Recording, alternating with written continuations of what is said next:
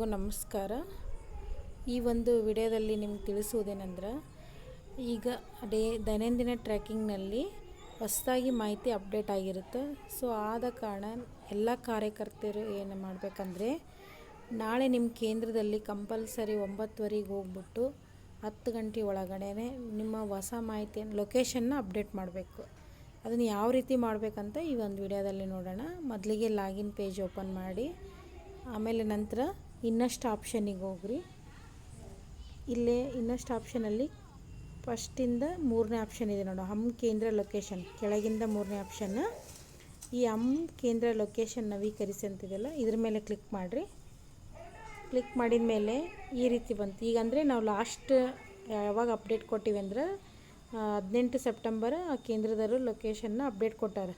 ಈಗ ಹೊಸ್ದಾಗಿ ನಾವು ನವೀಕರಣ ಮಾಡಬೇಕು ಅಂದರೆ ನಾಳೆ ಏನು ಮಾಡಂತ ಹೇಳಿವಲ್ಲ, ನಾಳೆ ಒಂದಿನ ಗೌರವಧನ ಸಭೆ ಇದ್ದರೆ ಅಥವಾ ಏನರ ಬೇರೆ ಮೀಟಿಂಗ್ ಇಟ್ಕೊಂಡಿದ್ರೆ ನಿಮ್ಮ ಮೇಡಮರು, ಆ ದಿನ ಬಿಟ್ಟು ನಾಡಿದ್ದು ಮಾಡ್ಕೊಳ್ಳಿ.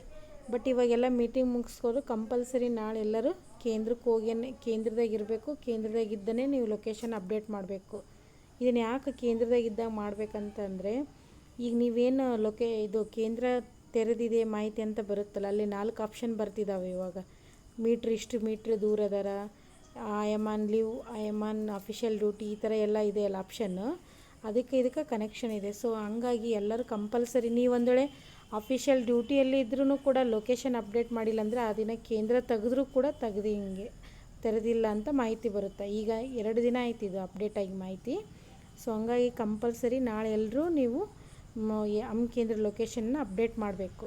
ಯಾವ ರೀತಿ ಮಾಡಬೇಕಂತ ಈ ವಿಡಿಯೋದಾಗ ಏನು ನೋಡಿರಲ್ಲ, ಒಂದು ಸರಿ ನೋಡಿರಿ. ನೋಡಿಬಿಟ್ಟು ಕಂಪಲ್ಸರಿ ನಾಳೆ ಮಾಡಲೇಬೇಕು. ಮಾಡಿದಾದಮೇಲೆ ನೀವು ನಿಮ್ಮ ಸ್ಕ್ರೀನ್ಶಾಟ್ನ ಗ್ರೂಪಿಗೆ ಶೇರ್ ಮಾಡಬೇಕು. ಯಾಕಂದ್ರೆ ಅವರು ನೆಕ್ಸ್ಟ್ ನಿಮ್ಮ ಮೇಡಮರು ವೆರಿಫೈ ಮಾಡ್ತಾರೆ ಅದನ್ನು.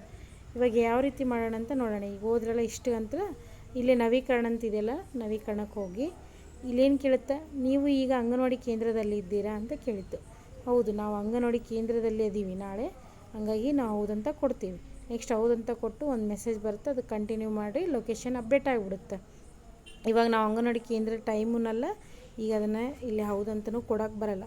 ಸೊ ಹಂಗಾಗಿ ನಿಮ್ಮ ಕನ್ಫರ್ಮೇಷನಿಗೆ ನಾವು ಹೌದು ತೊಗೊಂಡಾಯ್ತೋ ಇಲ್ಲ ಅನ್ನೋಕೆ ಏನು ಬೇಕಂದರೆ, ಮತ್ತು ಬ್ಯಾಕ್ ಹೋಗಿ ಇಲ್ಲೇನು ಮಾಡಬೇಕು, ಹಮ್ ಕೇಂದ್ರ ಲೊಕೇಶನ್ ನವೀಕರಿಸಿ.